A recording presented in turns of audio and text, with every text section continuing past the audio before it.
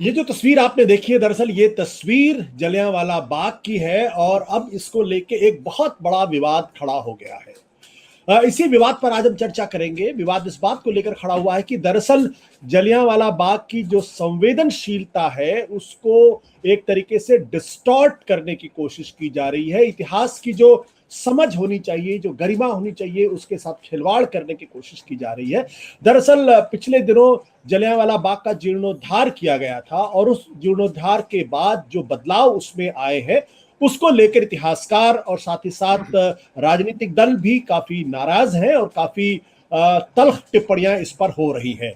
दो तरीके की आपत्तियां की जा रही हैं और हम अरीब से कहेंगे कि तस्वीरें दिखाएं। पहली आपत्ति जो है वो इस बात को लेकर की जा रही है कि दरअसल जलियांवाला बाग जो भारत के इतिहास का एक बहुत दुखद पहलू है, उसको एक तरीके से डिज्नीकरण किया जा रहा है, डिज्नीफाइजेशन किया जा रहा है। ऐसे शब्दों का इस्तेमाल किया ना, डिज्नी की तरीके से उसको लाइट एंड साउंड बना दिया गया है, उसको एक तरीके से उसकी गरिमा के साथ खिलवाड़ किया गया। दूसरा, ये जो तस्वीर आपके आप अपनी स्क्रीन पर देख रहे हैं, ये तस्वीर है जिसमें कि ऊपर वाली जो तस्वीर है जिसमें वो गली थी जहां से जनरल डायर के लोग सिपाही अंदर गए थे और वो पिछले 102 सालों से ऐसे ही थी।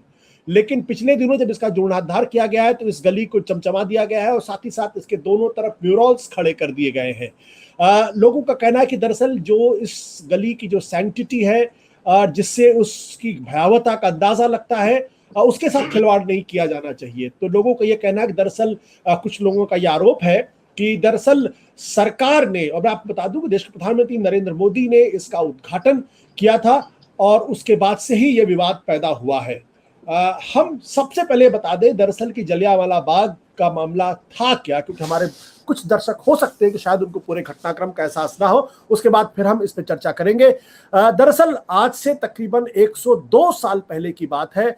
अंग्रेजों का शासन था और उस शासन के दौरान रॉलेट एक्ट आया था और ये जो रॉलेट एक्ट था, ये इसको काला कानून, भारत के जो आज़ादी के दीवाने थे उन्होंने कहा ये काला कानून है क्योंकि इसमें किसी भी शख्स को 2 साल तक बिना मुकदमा चलाए जेल के अंदर डाला जा सकता है। तो उसके खिलाफ पूरे देश के अंदर एक तरीके से विद्रोह की स्थिति पैदा हो गई थी, आंदोलन चल रहा था। और ऐसा ही एक आंदोलन अमृतसर में हुआ था और पहले 30 मार्च को एक आंदोलन हुआ जहां की पूरा अमृतसर बंद हो गया। फिर यह हुआ कि 13 अप्रैल को जलियांवाला बाग में जो है वो सतपाल और सैफुद्दीन किचलू की गिरफ्तारी के विरोध में लोग इकट्ठा होंगे, अपने विरोध का प्रदर्शन करेंगे। उन दिनों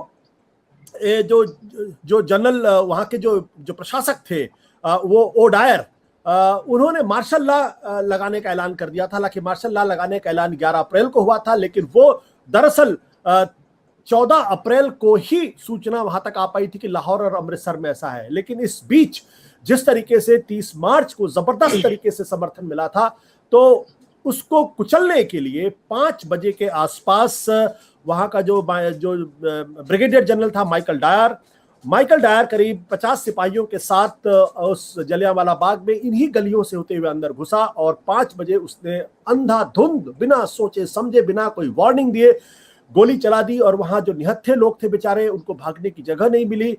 करीब आधिकारिक तौर पर 376 लोग इस फायरिंग में उनकी जान गई थी। हालांकि जो भारतीय इतिहासकारों का कहना है कि 1000 से ज्यादा लोग इस गोलीबारी में मरे थे। 376 की बात सिर्फ की गई है आधिकारिक तौर पर, लेकिन 1000 से ज्यादा लोग मरे। इस घटना के बाद से पूरे देश में सन्नाटा फैल गया और देश ने शायद पहली बार ये कृत संकल्प हुआ कि अंग्रेजों का यह शासन किसी भी तरीके से उखाड़ फेंक देना है। जलियांवाला बाग ये हमारी जो आजादी के दीवाने थे, उनके त्याग, उनके बलिदान, उनकी कुर्बानियों की एक जीती जागती मिसाल है। तो इतिहासकारों का यह कहना है कि दरअसल जिस तरीके से जो भयावहता थी, जो उसकी गरिमा थी, उसको एज इट इज रखना चाहिए, उसके साथ खिलवाड़ नहीं करना चाहिए, क्योंकि ये कोई प्रदर्शनी का स्थल नहीं है, ये कोई टूरिस्ट स्पॉट नहीं है, ये कोई पैसा कमाने की जगह नहीं है, ये कोई डिज्नी की तरीके से लाइट एंड साउंड का कार्यक्रम नहीं है। इस बात को लेकर आपत्ति है। हम दरअसल इसी पर आज बातचीत करेंगे कि दरअसल इतिहास की नासमझी है या शहीदों का अपमान किया गया। हमारे साथ इस वक्त जालंधर से जुड़े हैं वहां के सबसे बड़े अखबार अजीत के एग्जीक्यूटिव एडिटर सतनाम सिंह मानक। हमारे साथ लखनऊ से वीरेंद्र यादव जी, जो देश के बहुत बड़े हिंदी के आलोचक माने जाते हैं, और हमारे साथ इतिहासकार इरफान हबीब साहब है। दरअसल ये जो आपत्तियां हैं इस विवाद को खड़ा करने में काफी हाथ इरफान हबीब साहब का भी है। उन्होंने उसे बहुत तल्ख टिप्पणियां दी। हबीब साहब, सबसे पहले मैं आपसे सवाल पूछता हूं, इसको आप किस नजरिए से देखते हैं जो कुछ भी हुआ, और क्यों आप नाराज हैं, क्या कारण है? देखिए, मेरी नाराजगी के जो कारण है वो आपने खुद बता दिए, और मेरी नाराजगी कोई अलग नहीं है। मैं वही सब शेयर करता हूँ व्यू जो आपने भी सब बयान किया जो हुआ है। और इसको और बहुत सारे लोग कह रहे हैं, मैं अकेला नहीं बोल रहा हूँ, सारे इतने लोग एक्सपर्ट्स बोल रहे हैं। और किश्वर अहलूवालिया को मैं भी थोड़ी देर पहले सुन रहा था, जो जलियांवाला बाग पूरी कमेटी थी उसकी सदस्य थी और बड़ा काम उन्होंने किया है। वो बहुत नाराज है कि ये सब नहीं होना चाहिए था जैसे हुआ। असली चीज ये है मेरे लिए, इसकी जो सैंक्टिटी है, इसकी सैंक्टिटी, ये एक मेमोरियल है। ये एक मेमोरियल है, ये एक बहुत ही दुखद घटना को याद करने की जगह है, जहां आप बहुत दुखी मन से जाते हैं। मैं तो जब भी गया हूं मुझे बहुत दुख हुआ, जाते हुए भी और आते हुए भी। अभी 2 साल पहले भी हम गए थे, और अक्सर 2-3 साल में जाना होता है। तो ये एक ऐसी घटना थी जिसको हम इतिहास में सबसे मतलब blackest chapter of our history कहना चाहिए हमारे हिंदुस्तान में। अब उस जगह को आप इस कॉमर्शलाइज करें, कॉर्पोरेटाइज करें, जैसे आप और चीजों को कर रहे हैं, वो उस पर मुझे एतराज है। ये वो नहीं है, ये रेलवे स्टेशन नहीं है जिसको आप अडानी को देख के चमका दीजिए, या प्लेटफॉर्म या एयरपोर्ट नहीं है।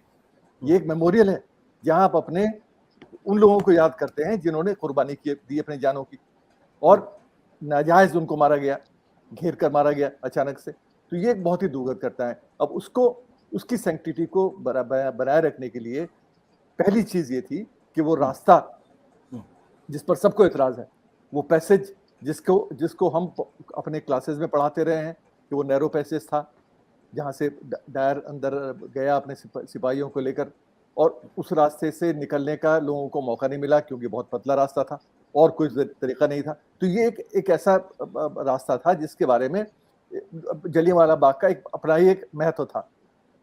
अब उसको आपने म्यूरल्स लगा दिए चारों तरफ। उसमें म्यूरल्स जो हैं, वो किश्वर अहलूवालिया बता रही थी कि उसमें कई म्यूरल्स में लोग मुस्कुरा रहे हैं, जो तस्वीरें बनी हैं, शक्लें लोगों की बिगाड़ दी। किसी को भगत सिंह बनाया, किसी को उधम सिंह बनाया, जो जिनका डायरेक्ट ताल्लुक जलियांवाला बाग से भगत सिंह का नहीं है। भगत सिंह के लिए तो वो एक सोर्स ऑफ इंस्पिरेशन है, तो वहां जाके वो मिट्टी लेकर आए और उसको उन्होंने जीवन भर याद रखा, वो एक अलग चीज है, लेकिन वो वहां मौजूद नहीं थे। तो ये जो तस्वीरें बना के खड़ी की गई, ये इमेजिनरी है, और उनमें कई तस्वीरें बहुत ही गलत हैं जिनको उस तरह से नहीं बनाना चाहिए था।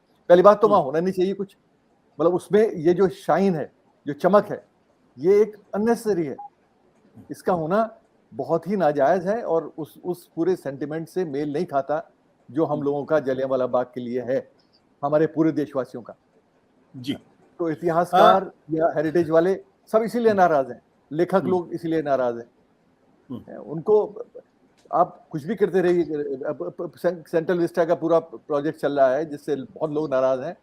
हम लोगों ने भी कमेंट उसके खिलाफ ही किए, उसमें भी आप बहुत वेंडलिज्म कर रहे हैं, लेकिन चलिए, उसमें जलियांवाला बाग सेंटिमेंट नहीं जुड़ा हुआ है, उसमें और तरह की शिकायतें हैं। लेकिन यहाँ तो एक बड़ा महत्वपूर्ण मसला ये था कि एक जज्बाती इशू है जिसमें सारा हिंदुस्तान, सारा पंजाब इसमें शामिल है, और इसको एक और तरह से देखता है, उस तरह से नहीं देखता जिस तरह से इसको बना के दिखाने की कोशिश की गई। बिल्कुल। हम अपने दर्शकों को बता दें कि दरअसल जो तस्वीरें इस वक्त हम दिखा रहे हैं, ये तस्वीरें हमने कांग्रेस पार्टी ने जारी की है। अच्छा, मैं एक दूसरी बात और कहूं कि ये जो भी कुछ हुआ है, ये अकेले इस सरकार ने नहीं किया, ये 1970s से एक्चुअली होता रहा है। फर्क सिर्फ ये है कि और जो चेंजेस हुई थी, उन चेंजेस में जो उसका ओरिजिनल एक स्ट्रक्चर था, जो एस्पेक्ट था, उसको बना के रखा गया।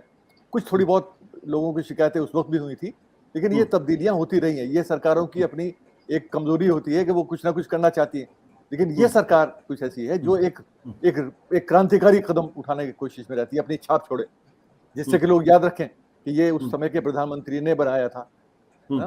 तो ये कोशिश और जगह चल जाएगी, ऐसी जगह कम से कम ना करें ना। इस स्थानों को कम से कम अपने छाप का निशाना ना बनाएं। ये एक हमारे देश के लिए भी एक बड़ा कृतज्ञ रहेंगे हम सब लोग अगर ऐसा हो। ये सब चीजें चलने वाली नहीं है।